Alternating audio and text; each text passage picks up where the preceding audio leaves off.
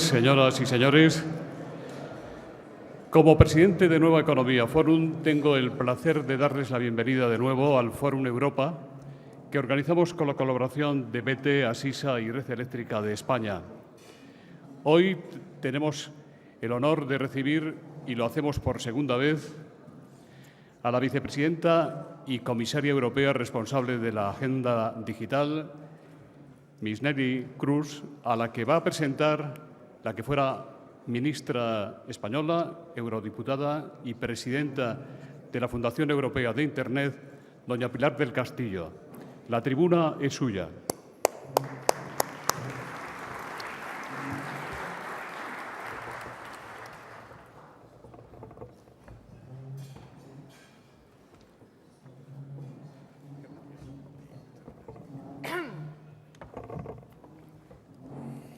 Muy buenos días, señoras y señores.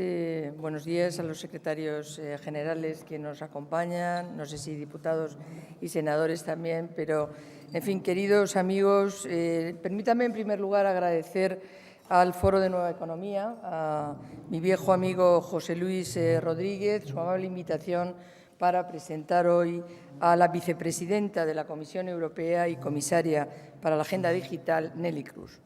Es, desde luego, para mí un honor y un placer estar hoy aquí en esta condición de introductora de una persona de una enorme valía. La comisaria Kroes tiene una trayectoria profesional que yo creo que es realmente espectacular. Parte de una sólida formación académica, estudia económicas en la Universidad Erasmus, donde luego trabajará algunos años como profesora asistente y fue posteriormente presidenta de la Universidad de Nyenrode. Su actividad profesional, que yo creo que es bien conocida por todos ustedes, porque ha discurrido en el mundo empresarial por una variadísima, muy extensa participación en diversos consejos de muchas empresas que abarcan desde los tecnológicos a los del automóvil, a los del financiero, etcétera. Es realmente impresionante cuando uno conoce su currículum. Incluye, además, diversas actividades de colaboración, de asesoramiento con instituciones humanitarias como el World Cancer Research Fund o el Nelson Mandela Children's Fund. Su vida política, muy brevemente, se inicia como miembro del Consejo Municipal de Róterdam en 1971. Fue elegida entonces diputada del Parlamento holandés y entre 1982 y el 89 fue ministra de Transporte, Fomento y Telecomunicaciones. Estaba ya predestinada a partir de entonces para hacer frente a lo que lleva haciendo estos últimos años. Desde el año 2004, todos recordarán que formó parte de la Comisión Europea como responsable de la cartera de competencia y desde el año 2010 es vicepresidenta y responsable de la Agenda Digital, una cartera que, como saben, incluye todo lo referente al desarrollo del sector de las tecnologías de la información y de la comunicación, así como el sector de las telecomunicaciones. Ella se define como una luchadora lejos del carácter burocrático. I am a fighter, I'm not a bureaucrat, decía en un post de su blog. Y yo doy fe de que es así. El trazo de ese carácter se puede seguir en todas sus actuaciones, desde su propuesta inicial de Agenda Digital para Europa con el horizonte del año 2020, que se convirtió inmediatamente en una iniciativa emblemática de la política de la Comisión Europea y que ha constituido una importante hoja de ruta para impulsar la economía digital. Una agenda que ella denomina red de redes, donde todos deben participar, poderes públicos, sector empresarial, innovadores y consumidores. En definitiva, una red de redes que es responsabilidad de todos. Y el trazo de ese carácter determinado y también de ese carácter apasionado por la pasión y el convencimiento que tiene en que las tecnologías de la información y de la comunicación y el desarrollo de la economía digital son decisivos en el futuro de Europa. Ella dice que la complacencia en el sector digital, en el mundo digital, es un killer y que Europa está perdiendo posiciones, está perdiendo tiempo y eso no puede ocurrir. Pero ese carácter luchador lo siguió demostrando durante todos estos años después de la Agenda Digital, con iniciativas muchas veces que son difíciles, desde el primer programa europeo sobre la gestión del espectro radioeléctrico a la directiva sobre ciberseguridad o la de revisión de costes de itinerancia de roaming, o roaming, como se le conoce también, que es probablemente la más popular. La primera estrategia sobre computación en nube o el reglamento sobre reducción de costes de despliegue de banda ancha y ahora esa propuesta para impulsar decididamente el desarrollo de un mercado interior de las telecomunicaciones con el reglamento que acaba de presentar, que ha aprobado la Comisión y que el Parlamento inicia ahora su andadura en la responsabilidad que le toca dentro del procedimiento de la Unión Europea. En fin, yo quería acabar diciendo que ese carácter, además, de pasión y de determinación por la importancia de ese sector, ella lo ha focalizado en gran medida en tres áreas, diría yo. Una, desde el punto de vista de la crisis que sufre la Unión Europea, en los jóvenes. Los jóvenes desempleados, los problemas de empleo en este sector, en este segmento, en esta corte de edad, los innovadores, las startups como expresión de ello, han sido un eje continuo y muy prioritario de toda su argumentación, de toda su actuación. Pero también me gustaría señalar algo que es menos conocido.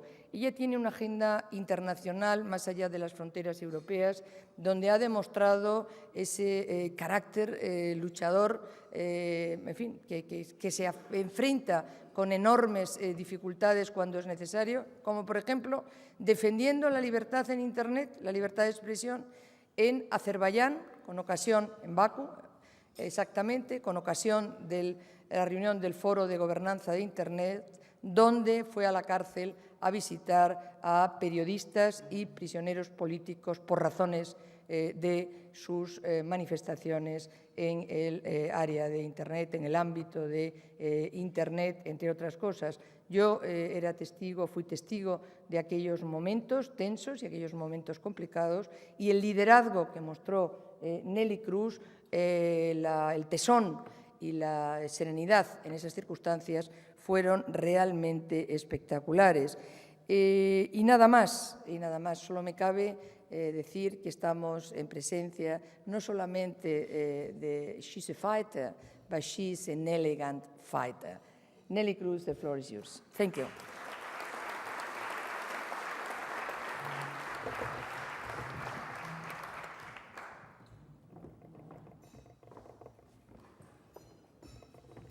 Good morning, everybody.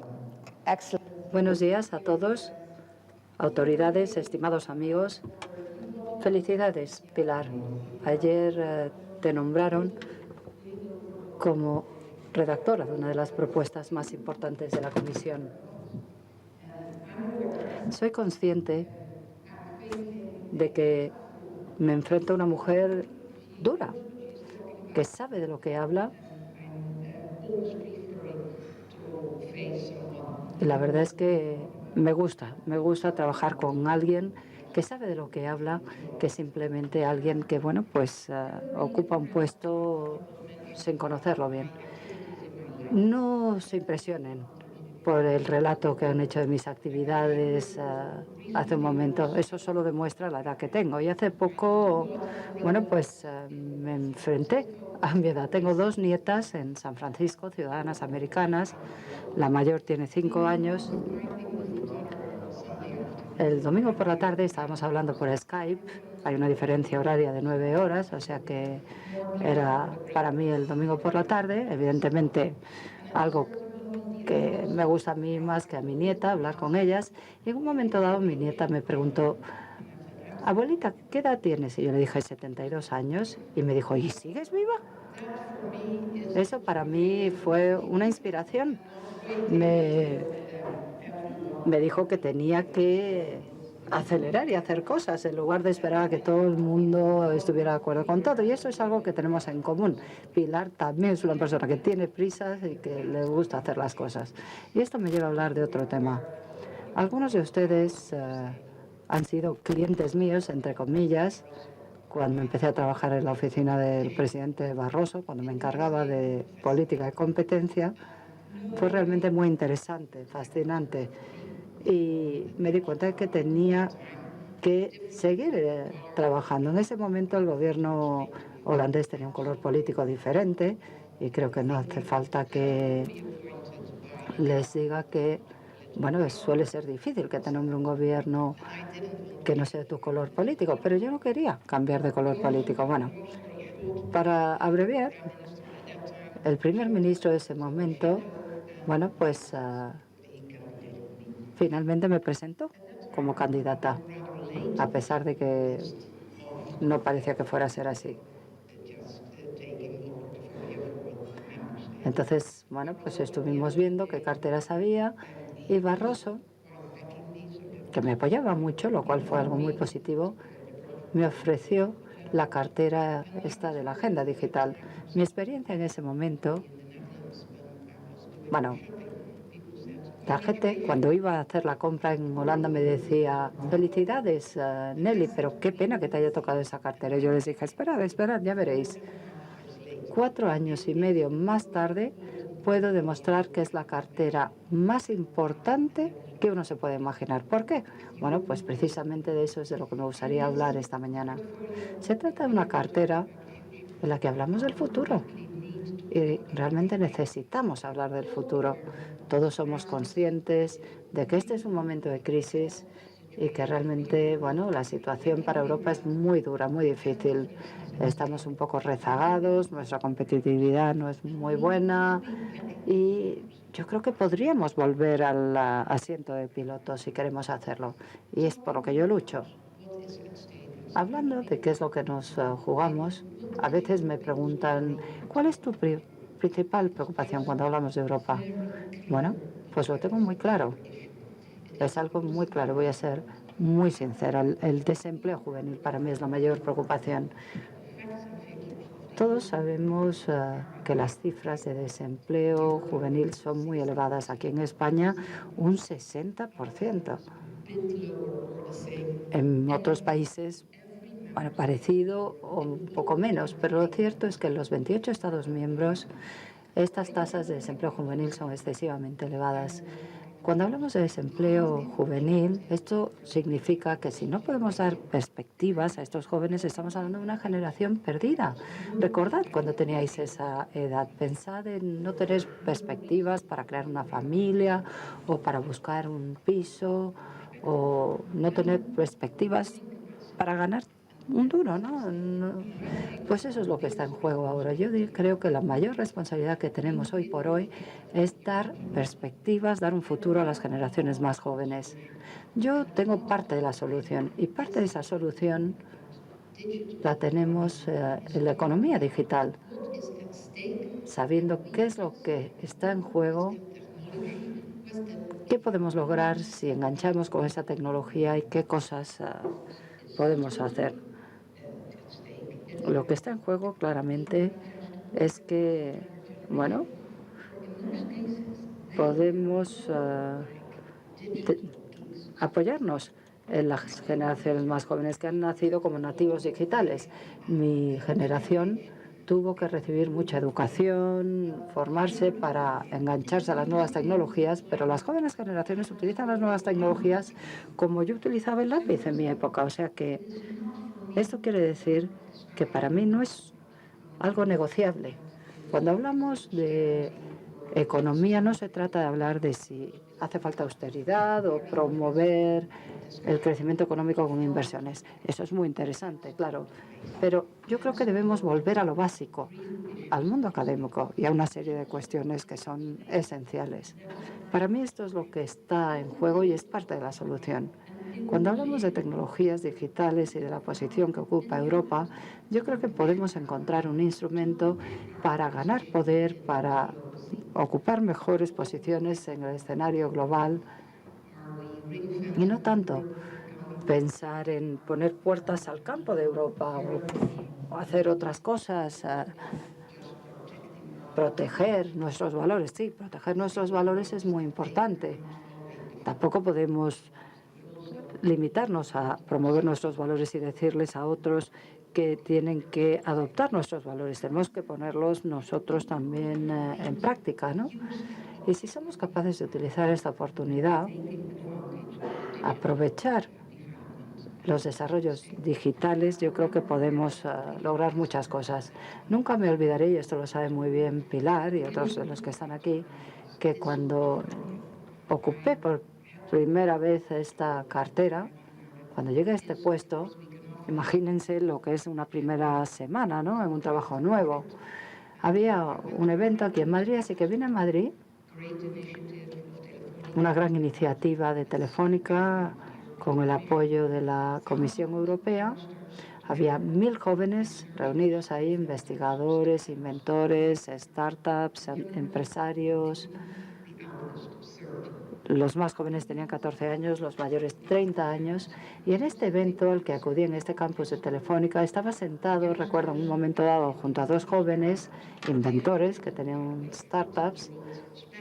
Estamos hablando de españoles muy jovencitos, de 14 años, que ya habían creado 2 empresas.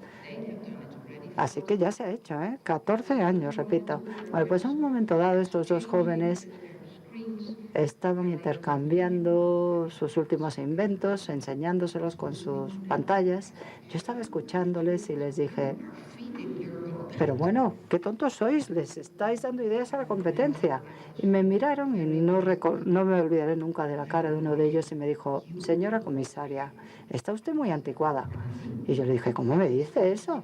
Me dijo, sí, está usted muy anticuada porque hoy en día lo importante es compartir, unirse. Y eso es lo que está en juego. Mi generación era una generación que protegía lo que tenía y lo que inventaba. Y intentabas que nadie te robara tus ideas. Pero hoy se trata de compartir, de unirse. Y yo diría que este es uno de los retos, una de las oportunidades también que podemos utilizar. Porque hay tanto talento en esa joven generación, hay tanto talento en su forma de pensar, que cuando uno asiste a estos eventos... ¿Dónde está Eva? Recuerdo cuando estuvimos en Londres en un evento este año donde había 10.000 jóvenes, 10.000 jóvenes de toda Europa. Bueno, si estáis alguna vez deprimidos, iros a un acontecimiento de estos, porque veréis que son todos muy luchadores, todos los asistentes. Pero ahora, permitidme que os hable de la tarea que tenemos ante nosotros.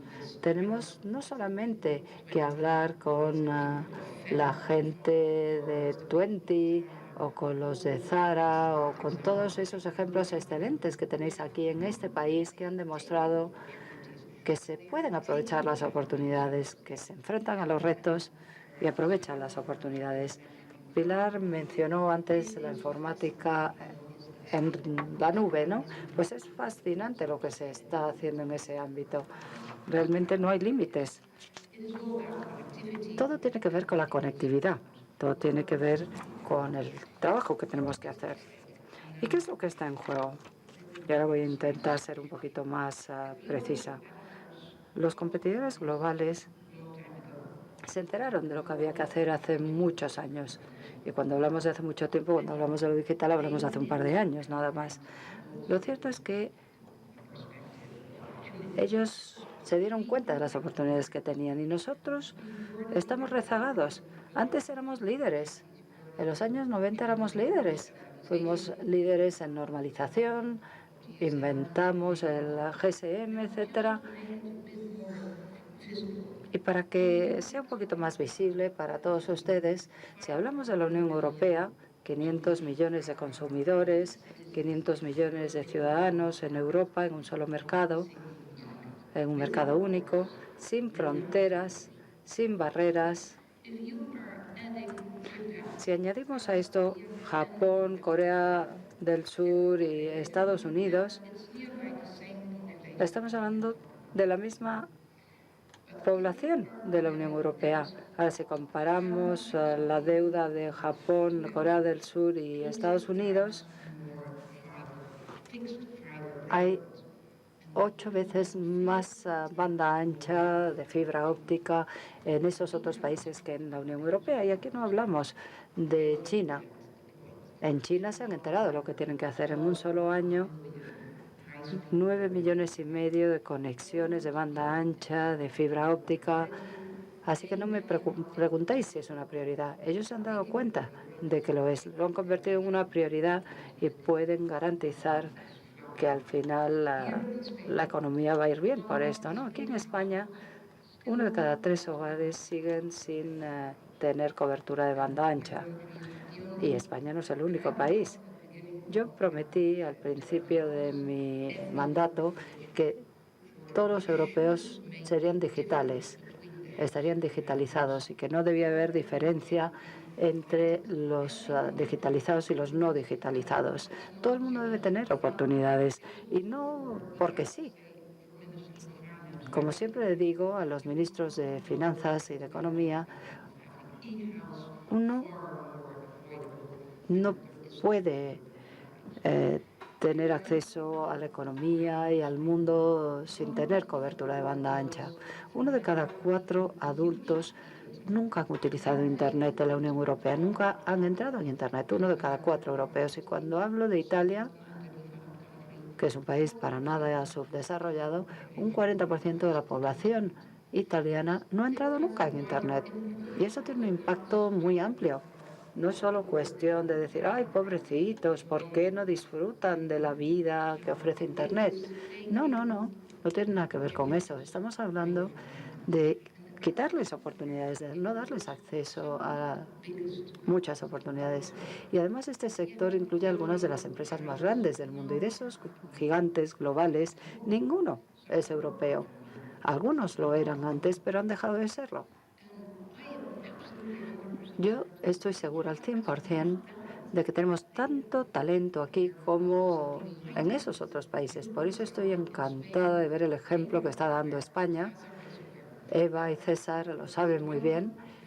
Con Tuenti, el fundador de Tuenti, es una persona que viene del Silicon Valley y tomó la decisión de trasladarse a España. Y me dijo que era la mejor decisión que había tomado en su vida. Una vida corta, es verdad, porque es muy joven, pero según él es la mejor decisión que puedo tomar. O sea que tenemos el talento, tenemos la capacidad y, por cierto, y esto es fascinante, y estoy seguro de que Carlota entregará el manifiesto, bueno, luego lo mostraré más tarde. En un momento dado invité a un par de fundadores que han tenido éxito, al fundador de Tuenti y al fundador de Skype y al de Spotify y a otros fundadores de empresas de ese tipo. Vinieron a mi despacho y les pregunté si estuvierais en mi lugar, si os ocuparais de la cartera de la que yo me ocupo, que por cierto no está vacante, la ocupo yo, ¿qué haríais? Y ellos me dijeron, bueno, pues te lo diremos. Y elaboraron un manifiesto, ese documento amarillo, que ahora podréis decir, lo he visto, pero es mejor que lo leáis, ¿eh? No simplemente que os limitéis a decir que lo habéis visto. En este manifiesto encontramos las ideas de esos 9 empresarios de éxito, una lista de lo que hay que hacer. Es muy interesante también para parlamentos, para gobiernos nacionales, si es de interés, para ayuntamientos, porque es una lista de lo que hay que hacer. Y no es ninguna locura, no piden dinero ni nada de eso, porque eso ya estamos acostumbrados, ¿no? No, lo que se pide aquí es un espíritu que haga posible, bueno, pues crear empresas y seguir trabajando. Ayer vi que hubo una cumbre de inversores y de startups aquí en Madrid, pero bueno, se pueden organizar muchos eventos, se puede involucrar a la gente muchísimo, pero si no hay infraestructura para competir, no llegamos a ninguna parte. Todas estas iniciativas, todos estos servicios y productos están interconectados con el tipo de infraestructura. Y no hace falta infraestructura del siglo pasado ni de ayer, no. Lo que necesitamos es una infraestructura conectada con el siglo XXI. permita hacer la revolución digital. La reciente agenda digital es un paso muy importante de cara al futuro. La idea de banda ancha para todos. Pero esto hay que hacerlo rápido. Esto lo repetiré varias veces en mi ponencia. Necesitamos ir más lejos y más rápido. Hoy en día no se puede trabajar como teleoperador de manera aislada. Esto es muy importante y quiero explicar a qué me refiero. Antes, en la Unión Europea, los fundadores, los líderes de la Unión Europea tomaron una decisión muy importante, que no debía haber un mercado único. ¿Y de qué estamos hablando? Que debía haber, perdón, un mercado único. ¿Y qué es un mercado único? Pues un mercado único sin barreras. O sea, un mercado de 500 millones de personas donde todo el mundo pudiera hacer negocios, hacer su actividad sin barreras. Y, por supuesto, con regulación, porque todos sabemos que es necesaria la regulación. Pero, hablando del mercado único, es evidente, y por cierto, las 20 personas que ayer se reunieron me dijeron muchas gracias. Y yo dije, ¿por qué? Pues por su trabajo. Yo no estoy acostumbrada a eso, porque la mayoría de la gente lo que hace es pedirte dinero en mi país. Me dijeron, no, lo que buscamos son ingenieros excelentes, y ahora podemos encontrar en toda Europa los mejores ingenieros. Lo único que hay que hacer es una llamada telefónica, comprobar su currículum y enviarles un billete de avión. Y pueden venir a Madrid o donde sea. O sea, es estupendo que no haya barreras y listas de espera. Dicho esto, seguimos hablando del mercado único. Si lo comparamos con las 28 piezas del puzzle, que es Europa, desde el punto de vista económico, bueno, debo decir que todavía el puzzle no está terminado. Tenemos que seguir trabajando con los parlamentos, con el Parlamento Europeo, etcétera. Pero un sector económico ha quedado excluido de ese mercado único. En esa economía falta una pieza, que es en los centros de telecomunicaciones. Y preguntaréis, ¿eso qué es? ¿Qué error sería tener un único centro de telecomunicaciones? Bueno, lo que yo creo es que debemos acelerar y cerciorarnos de que esos operadores de telecomunicaciones puedan funcionar en un mercado donde no haya barreras ni fronteras. De hecho, hay algunas barreras que ya se han eliminado. ¿Qué es lo que vemos detrás de todo esto? Si hablamos de un mercado único integrado, con operadores integrados, pues al final acabaremos impidiendo que se bloqueen las ideas, que se mire al pasado y se mire al futuro. ¿Qué consecuencias tendría todo esto? Quiero dejar claro que esto no lo he inventado yo. Yo soy holandesa y soy una persona a la que no me gusta poner puertas al campo. Pero bueno, lo importante es decir que el sector de las telecomunicaciones no tiene una fórmula excelente para la Unión Europea y no hay razón para que sea así. La consecuencia es que hay modelos de negocio desfasados en el sector de telecomunicaciones cuando en realidad deberían invertir y sembrar para el futuro. Por eso yo les pido que actúen rápidamente y que vayan más allá. No es sostenible basar un modelo de negocios en la irritación de los clientes. A veces, cuando tomo un café con los operadores de telecomunicaciones, les digo, eres el mayor enemigo de tus clientes, cuando deberías intentar agradarles. Esto ocurre muchas veces, ¿verdad? Este modelo no es sostenible. No es sostenible desarrollar un modelo de negocios de esas características. Tampoco es sostenible que las empresas que trabajan en el mercado único no tengan buena comunicación entre sí. No es sostenible frustrar a la gente por falta de conectividad y de innovación. Y es fascinante de lo que estamos hablando. Ya no hablamos de las telecomunicaciones como hacíamos antes, cuando yo era ministra, ¿no? Entonces hablábamos de voz y poco más. Ahora todo está conectado e integrado. Voz, datos, etcétera, todo está conectado además con las otras partes de la economía. Necesitamos invertir en las oportunidades de hoy. Necesitamos más banda ancha y servicios innovadores. Lo importante no es pensar en lo que se juega el operador y el propietario de la fibra. Si calculamos lo que podría valer ese mercado único de telecomunicaciones, y no estoy especulando, os puedo asegurar que esto lo ha dicho una agencia independiente, este cálculo, 110.000 millones de euros al año es de lo que estamos hablando. 0,8% del PIB de Europa. Estamos hablando de algo muy importante, no es el chocolate del loro, para nada. Una infraestructura digital de primera clase podría aumentar el crecimiento de nuestra productividad un 5%. Estamos hablando de algo muy importante, estamos hablando de puestos de trabajo. Pensad en la relación que esto podría tener con el desempleo juvenil.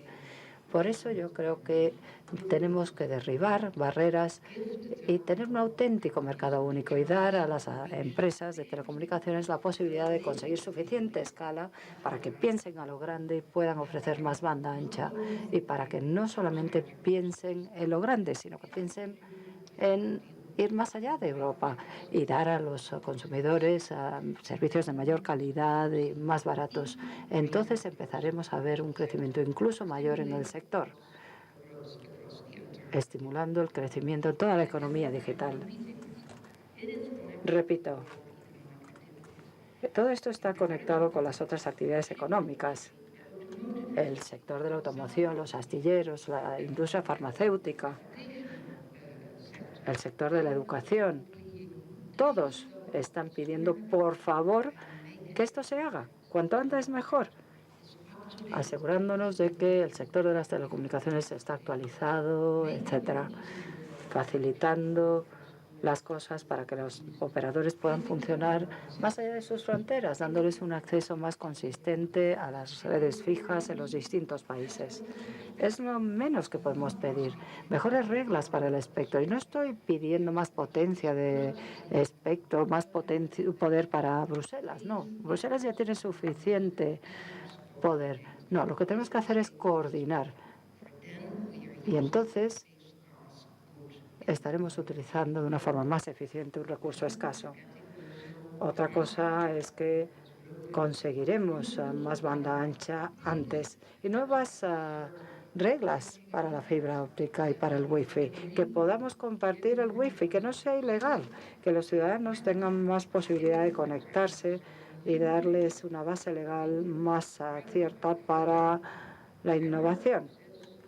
Precios más justos para llamadas y SMS a través de las fronteras, y para el roaming o la itinerancia. Porque actualmente la itinerancia, el roaming, está conectado con las fronteras cuando ya no hay fronteras, como dije antes. Tienes que utilizar un modelo de cálculo en el que utilizas una barrera artificial. Todos habréis tenido la misma experiencia que yo.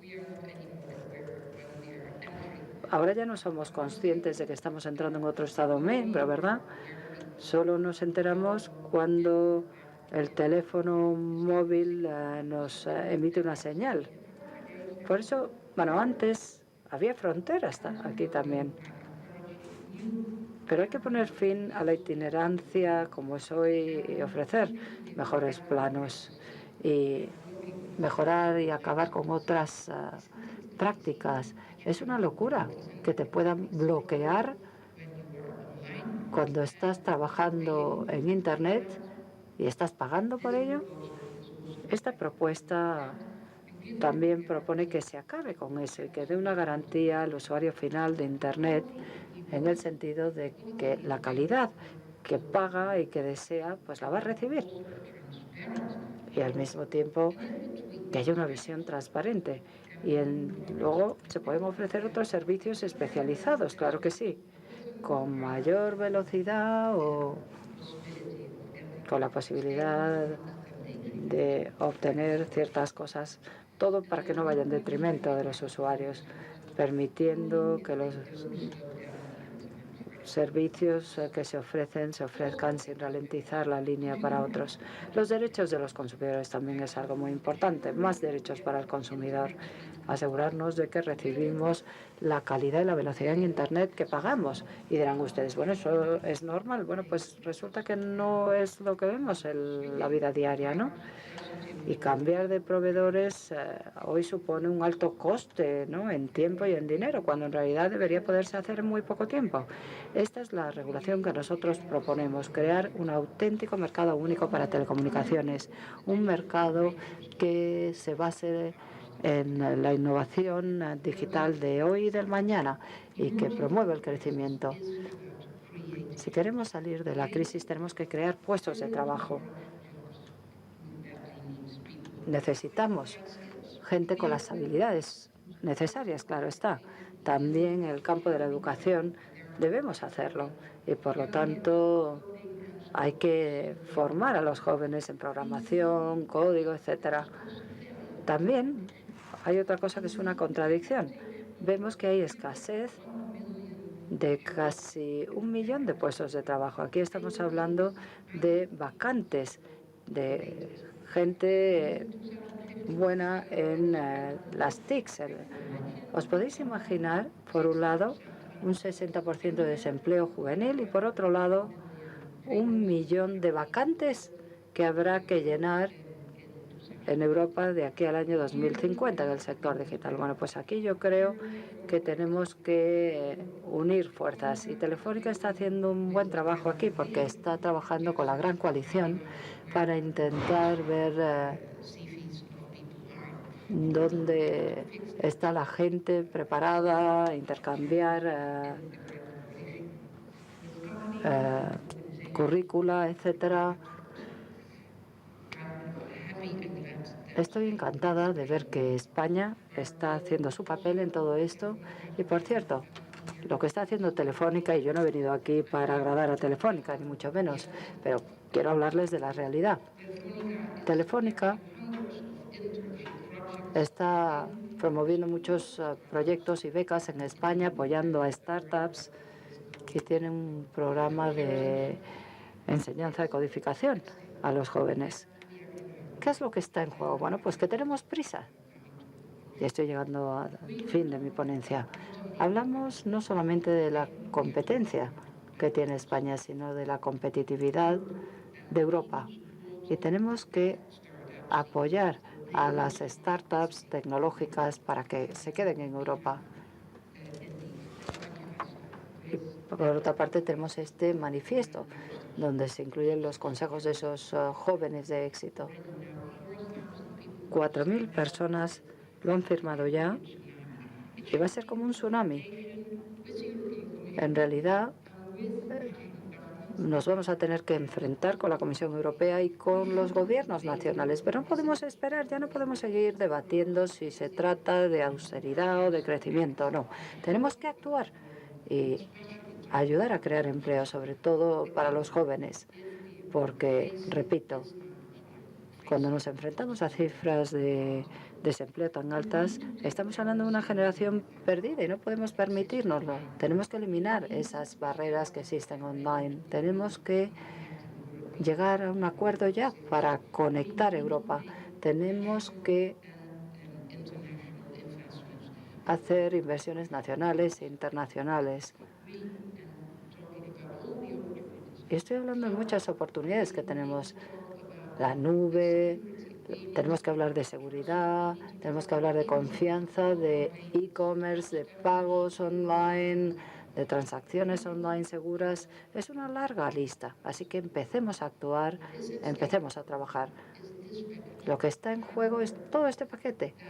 Yo soy consciente que no es para nada mi sueño, ¿no? Si yo tuviera que explicar cuál es mi sueño, me llevaría más tiempo. Y soy consciente de que no tenemos mucho. Soy consciente de que el Parlamento Europeo va a tener elecciones en mayo. Y soy consciente de que el año que viene habrá una nueva comisión. Por eso tenemos que empezar a trabajar ya en serio, de forma sólida. Y estoy pensando no solo lo que va a ocurrir dentro de 10 días, cuando se sienten los líderes de Europa en el Parlamento, sino más allá, ¿no? Con el Consejo de Ministros y demás. Tenemos que acelerar y dar a los consumidores lo que necesitan. Tenemos que poner fin al roaming, a la itinerancia. Tenemos que ser activos y que esos operadores puedan tener más oportunidades, que haya menos burocracia, menos barreras, armonización del espectro. Claro, esto cuesta mucho dinero. El sistema que tenemos ahora hay que cambiarlo. Pero esto traerá nuevas oportunidades. Y hay que tener en cuenta que si invertimos, y es lo último que voy a decir en mi intervención, porque seguro que luego habrá preguntas, lo último que quiero decir es que cuando empezamos a diseñar este paquete de medidas, los inversores potenciales eran bastante críticos. No por el hecho de invertir en banda ancha de alta velocidad, que me decían, bueno, eso es muy interesante. Pero claro, si no nos dan más predecibilidad, si no nos dan más transparencia, ¿cómo vamos a hacer esto? Esto es lo que está en juego.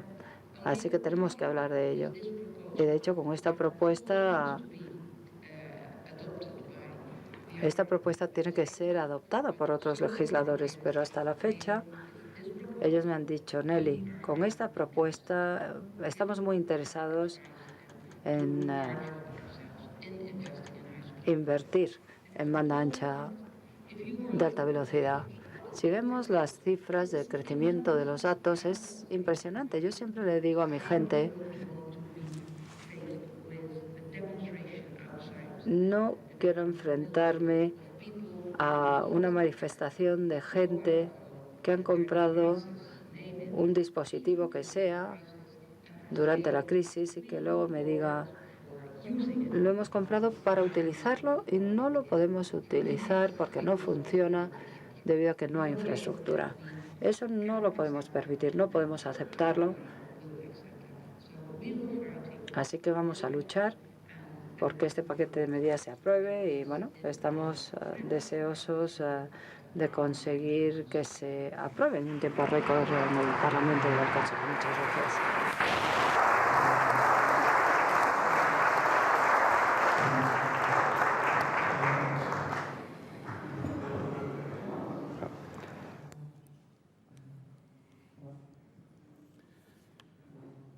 Muchas gracias, señora vicepresidenta. Muchas gracias, doña Pilar. Hay muchas preguntas, como usted suponía.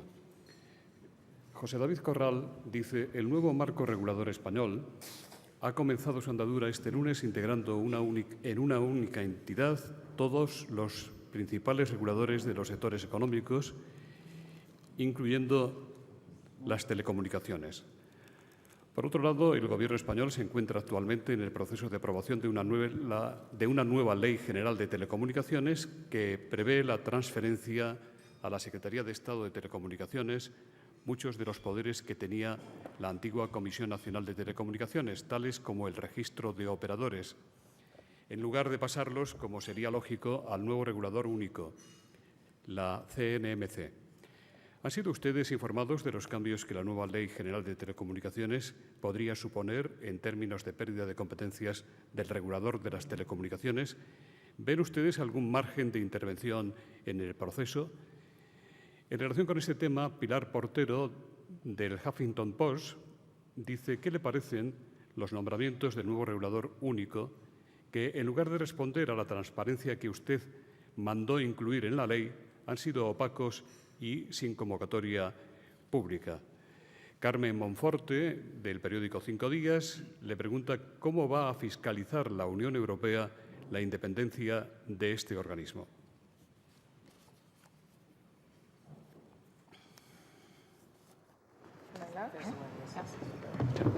Am I standing there?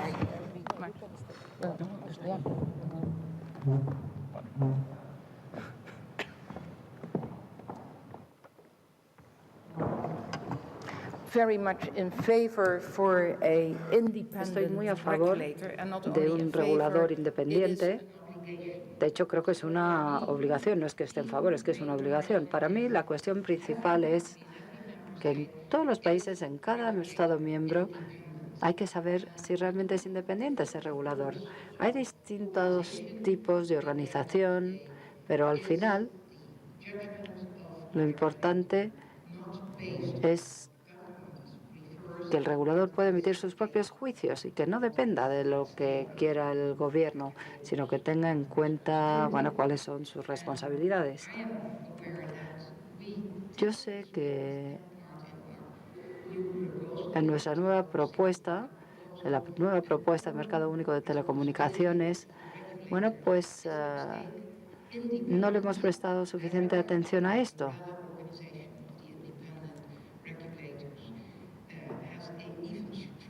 Ahora, bueno, en nuestra propuesta, bueno, pues queremos darle más fuerza y que no es que vaya a haber un solo regulador, pero bueno, que se hagan ciertas cosas.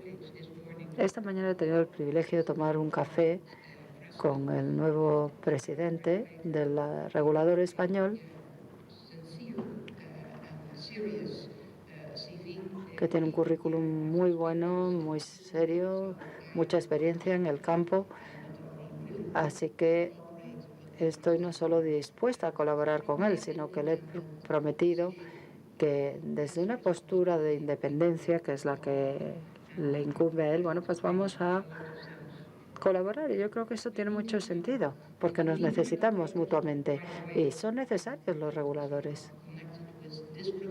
Y esto que digo no está relacionado con esta propuesta, pero en las próximas semanas o más meses vamos a sacar un nuevo documento en el que proponemos poner fin a un par de mercados regulados, porque pensamos que no hace falta regulación, ya que cuando hay competencia muchas veces no hace falta, y yo creo que esto es algo que debería hacer Muchas gracias. muchas veces. Antonio Prieto le dice, señora vicepresidenta, el Gobierno español ha anunciado una licitación pública unificada y única para la mayoría de los servicios de telecomunicaciones que necesita la Administración General del Estado. Esta licitación unificada contiene en su primera fase la prestación de servicios de voz y datos a 11 ministerios y 21 organismos públicos. Telefónica sigue siendo el operador dominante en el sector de la administración pública en España, con una cuota del mercado del 83%. Este tema genera, dice Antonio Prieto, muy serias preocupaciones entre los operadores alternativos, que señalan que es prácticamente imposible competir en un concurso público de tal tamaño. ¿Podría decirnos si ha sido informada la Comisión Europea de esta macrolicitación pública? ¿Les preocupa? ¿Ven razón para que la Comisión Europea lleve a cabo algún tipo de intervención en este asunto que pueda aumentar seriamente los desequilibrios del sector en España?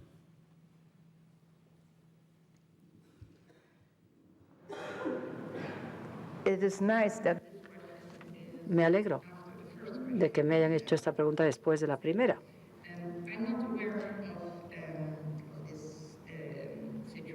No era consciente de esta situación, no la conocía.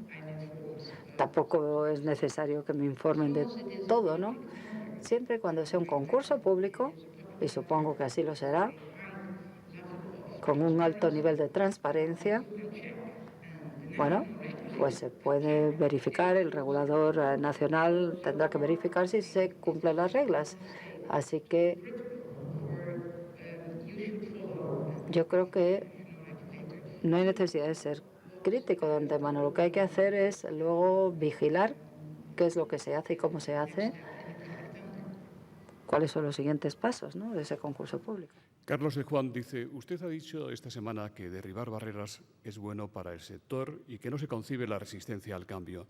¿Hasta qué punto están dispuestos a eliminar desde la Comisión Europea la barrera del roaming en un momento especialmente delicado para las operadoras europeas y donde claramente una regulación en este sentido irá en detrimento de la creación de empleo y del desarrollo de las infraestructuras?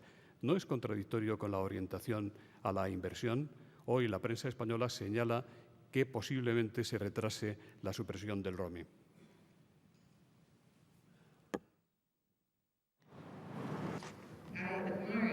Admiro la calidad de la prensa española, pero es un error lo que ha publicado la prensa española.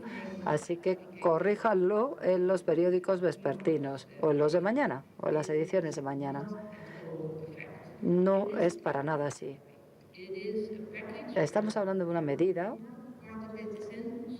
que incluye muchas cosas positivas para el consumidor, por ejemplo, la eliminación del roaming, y son los operadores de telecomunicaciones los que tendrán que crear sus propios modelos de negocio a partir del año 2014 o posponer la decisión y perder la oportunidad de ofrecer una buena cosa a sus consumidores.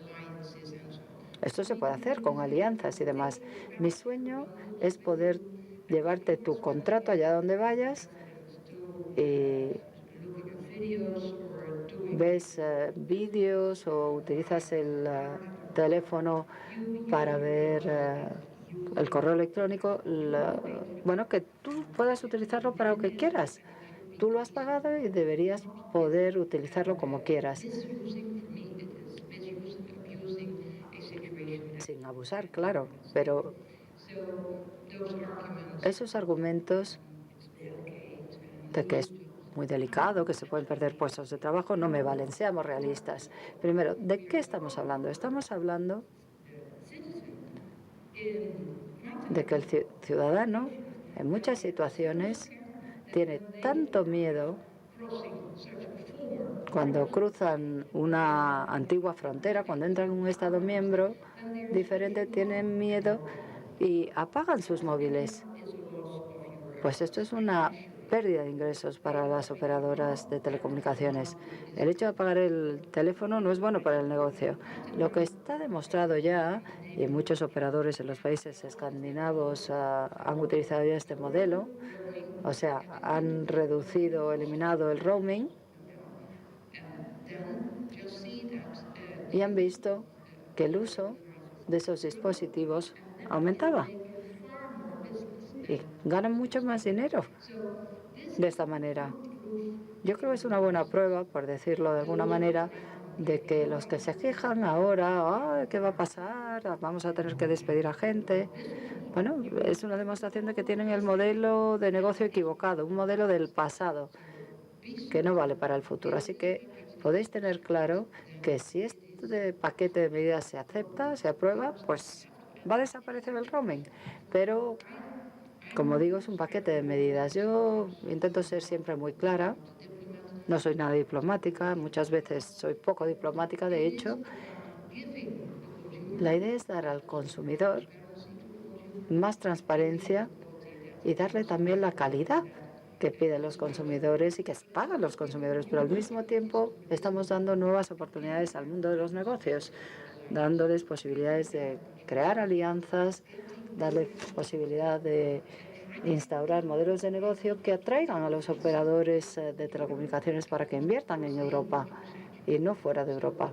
De manera que es un paquete de medidas, no es un menú el del que puedas elegir lo que te gusta y no lo que no te gusta. Es un paquete conjunto, como digo, de medidas. Entonces, Maribel León dice, ¿cómo se han visto, señora vicepresidenta, desde Bruselas las últimas operaciones USA-Europa? ¿Y qué opina sobre las especulaciones sobre que la norteamericana AT&T podría adquirir una operadora europea? ¿Demuestra esto la debilidad del sector en Europa? ¿Tiene que ver algo esa debilidad con el marco regulatorio europeo? Por otro lado, Arturo Herranz le pregunta sobre su opinión acerca de las dificultades que Telefónica está encontrando en Italia por su toma de control en la compañía italiana de comunicaciones.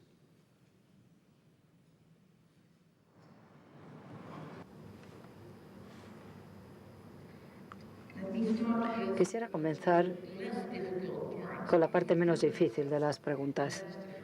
La primera parte.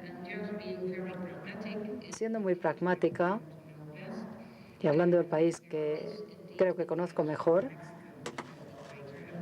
hay interés por parte de un operador mexicano, Carlos Slim, y les puedo asegurar que se está hablando mucho en Holanda ahora de si realmente queremos que los mexicanos vengan, etcétera. Yo siempre digo, pero bueno, si una empresa no está bien y asume riesgos, pues si hay otra empresa que está interesada en una participación, es una empresa decente, y nadie me ha demostrado que no lo sea, la empresa de Carlos Slim, entonces, bueno, estamos en un mercado abierto, yo estoy en contra de la protección, estoy dispuesta a luchar todo lo que tenga que luchar por tener buenos actores europeos. Mi respuesta la voy a dar en dos partes. Si no damos oportunidades a nuestros propios actores, empresas europeas, para que tengan una posición sólida, y para eso necesitamos operadores sólidos, entonces no es sorprendente que vengan otros y se lleven la tarta. Y ahora pues está ocurriendo así. ¿Por qué? Pues porque si vemos algunos operadores de telecomunicaciones, estoy pensando en mi propio país, si vemos la deuda y la capitalización de esas empresas, bueno, la verdad es que nunca han estado tan baratas algunas empresas, están ahora de saldo, ¿no? Y es una tentación. Pero yo lo que quiero es instaurar un proceso para que estimulemos, no de forma artificial, sino de una manera real para tener realmente poder en Europa. Y pensando en mi experiencia, en mi último mandato, cuando me encargaba de la competencia, participé, bueno, no es que participara en la crisis bancaria, pero vamos, me tocó enfrentarme, ¿no?, con el rescate de algunos bancos. Y lo vimos con Northern Rock, que estos casos no son casos aislados, aunque a veces lo somos. Pensamos, bueno, vamos a tratar este problema y ya veremos. Y más tarde, poco después, resulta que muchos otros bancos siguieron la estela, ¿no? Pues yo no quiero verme involucrada en un proceso en el que, bueno, sepamos qué es lo que hay que hacer y no actuar. Yo no quiero formar parte de una situación como la de Lehman Brothers en las telecomunicaciones. No, no es demasiado tarde, tenemos que actuar, debemos actuar. Y en cuanto a la segunda pregunta, bueno, primero, mi sucesor se ocupará de eso. Y ahora voy a entrar en un terreno un tanto resbaladizo. Yo creo que de lo que estamos hablando es de Europa, de un mercado único. Y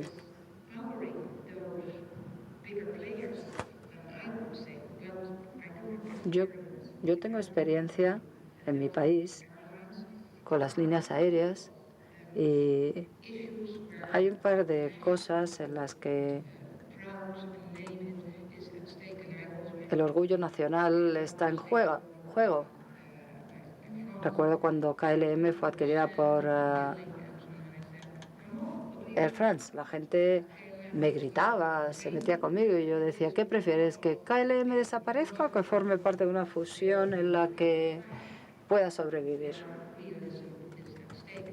Hay que ser realistas y espero que en este caso, bueno, pues empecemos a hablar de las cosas reales, no de emociones. Por supuesto que quiero que luchemos por una Europa más fuerte y más sana, que nos permita resolver los problemas.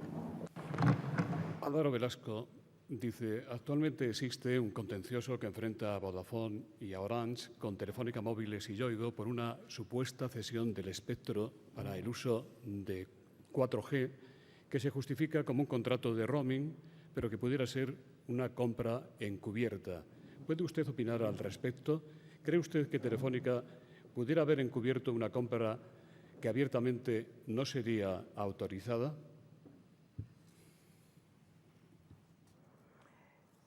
let's wait how things are going, and I don't. No quiero intervenir en un proceso tan delicado que no está concluido todavía. Y bueno, le puedo decir que desde Bruselas vamos a ser muy transparentes en los juicios que emitamos. Le pregunta la señora González de NFE su opinión sobre la creación de un Google europeo.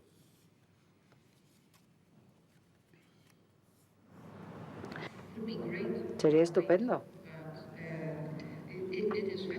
Es fascinante, hablando por ejemplo de 20, que sea español. Esto demuestra que se puede hacer. A mí siempre me sorprendo cuando la gente dice, deberíamos bloquearles. Yo siempre digo, pero bueno, todas estas iniciativas tienen lugar en un mercado libre y abierto. Y volvemos al manifiesto amarillo. Deberíamos dar a nuestros empresarios, a nuestras startups, un clima en el que puedan hacer estas cosas, en lugar de decir, vamos a proteger nuestro mercado. Y por cierto, este tipo de debate lo hemos tenido no con España, sino con uno de vuestros vecinos. Y yo siempre digo, por favor, primero tenéis que restaurar la casa antes de empezar a renovar el jardín, ¿no? El muro que rodea el jardín. Es muy importante porque tú lo que no puedes hacer es intentar curar a un paciente grave con medidas que, bueno, que son muy importantes pero no esenciales. Volviendo al manifiesto amarillo, Pablo Morán, de la cadena SER, dice, ¿cree usted que hay que ofrecer más libertad a las empresas para que prescindan de trabajadores, tal y como recoge uno de los puntos del documento elaborado por el Leaders Club?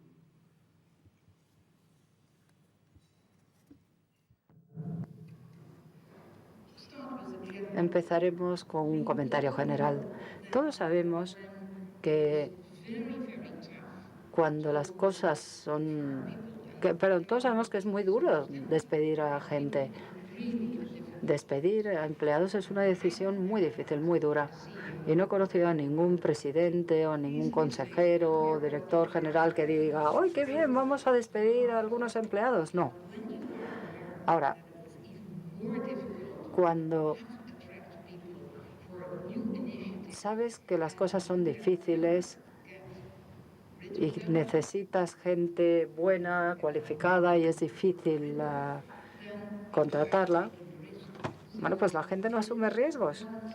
Se trata de un equilibrio, de llegar a un equilibrio. Tienes que ofrecer protección a los empleados y al mismo tiempo permitir que los empresarios hagan lo que tengan que hacer. Me parece que es algo que proponen, pero de manera temporal. Y estoy absolutamente segura de que al final más gente tendrá trabajo y una vez que tengan trabajo tendrán más oportunidades de conservarlo.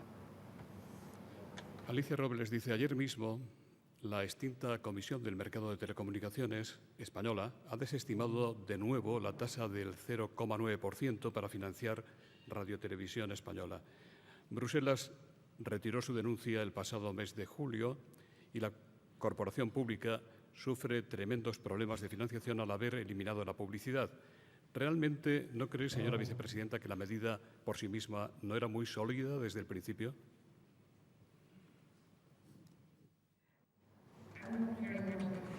No estoy muy a favor de poner un sistema de tasas o cuotas y que al final, bueno, pues alguien tenga que pagar la factura de esta manera. Yo creo que hay que saber qué es lo que uno quiere y cómo se debe financiar lo que uno quiere y qué es lo que no merece la pena financiarse, si es que no se financia por sí solo.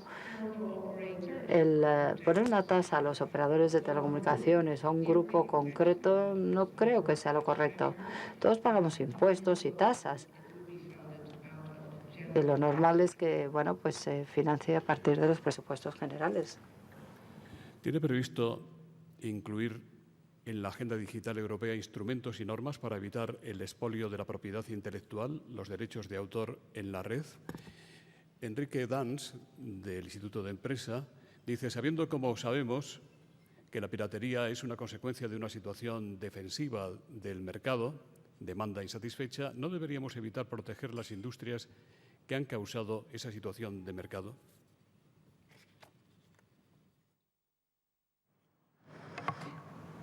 Estoy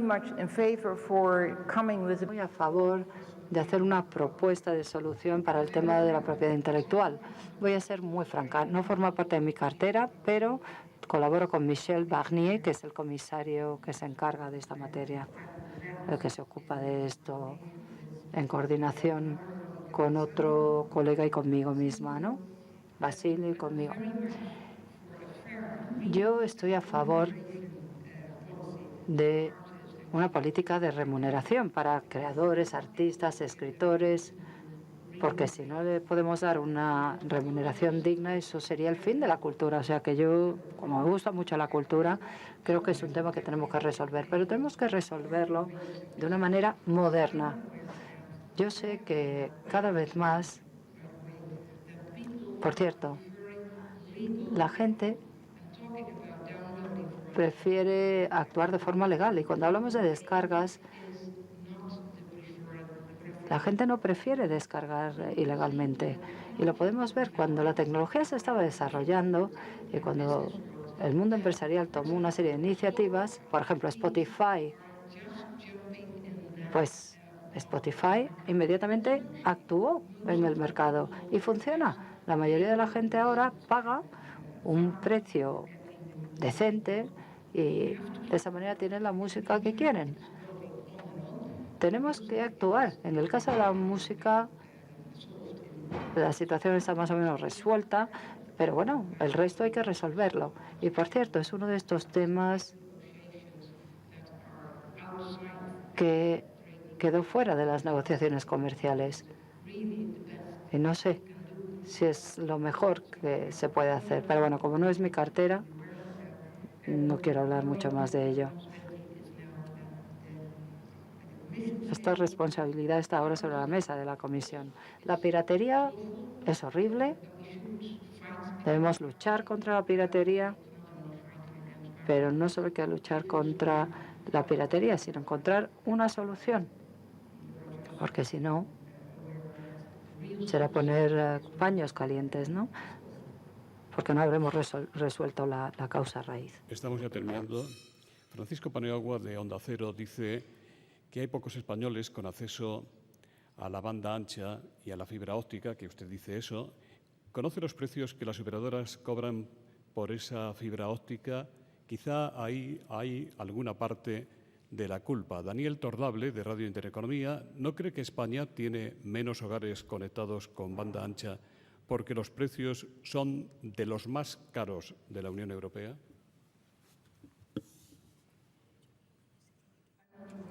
No sé cuáles son los precios aquí en España, por lo tanto me va a resultar muy difícil contestar. Le puedo asegurar que esto suele estar relacionado con otro tema, que es la inversión. Y el tema de educar a las personas que no entran en Internet. La última pregunta se la hace Ana Lázaro, de Europa Press, en su condición de vicepresidenta de la Comisión Europea. Ayer Durão Barroso fue recibido en la isla de Lampedusa al grito de asesino. ¿Cree justo que se le culpe a la Unión Europea de esta tragedia? ¿Se van a tomar, en su opinión, algunas medidas por parte de la Unión Europea para evitar este tipo de desgracias?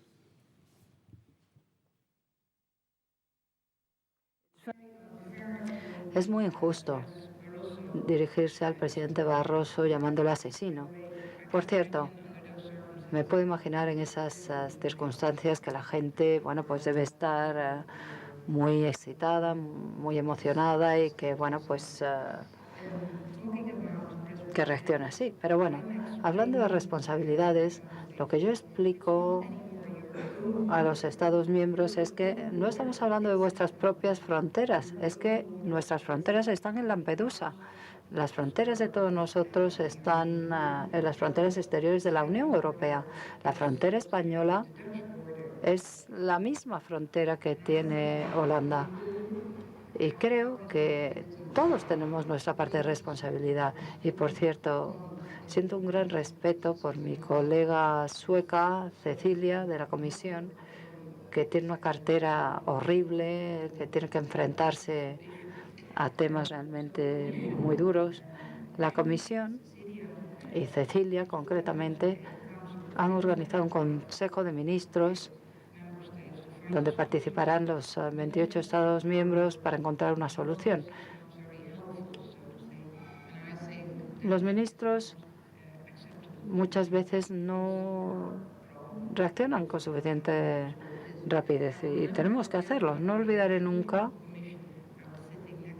en otra comisión, yo estaba al lado de Jean-Louis Michel, que se ocupaba de ayuda al desarrollo, y como Pilar bien sabe, él trabajaba mucho con África y siempre estaba advirtiendo a la Comisión que si no éramos capaces de dar más oportunidades a la gente de esos países para que crearan sus propios negocios y su propia actividad económica, al final nos enfrentaríamos a un gran desastre, una gran tragedia. Y, por lo tanto, no es solamente... Esa gente no viene por turismo, por pasárselo bien, no, es que se juega la vida. Y estas personas al mismo tiempo son explotadas por criminales que se aprovechan de su dinero. Es dinero manchado de sangre. Es una respuesta muy larga, pero bueno, como digo, yo creo que todos tenemos parte de la responsabilidad y no podemos quedarnos parados y decir, no, es responsabilidad de España, o de Italia, o de Malta, o de Grecia, o de Chipre. No, no, tenemos que asumir la responsabilidad. En nombre de los patrocinadores del Fórum Europa, Asisa, Red Eléctrica de España y BT, el presidente en España de esta compañía va a despedir el acto. Many thanks, Mrs. del Castillo and Mrs. Croes, for attending to this event. It's really a pleasure for the sponsors to have you here.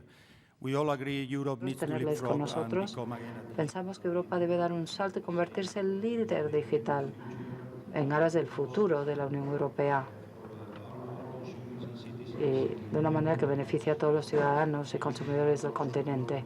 Cuente usted con todo nuestro apoyo. Muchísimas gracias por haber venido.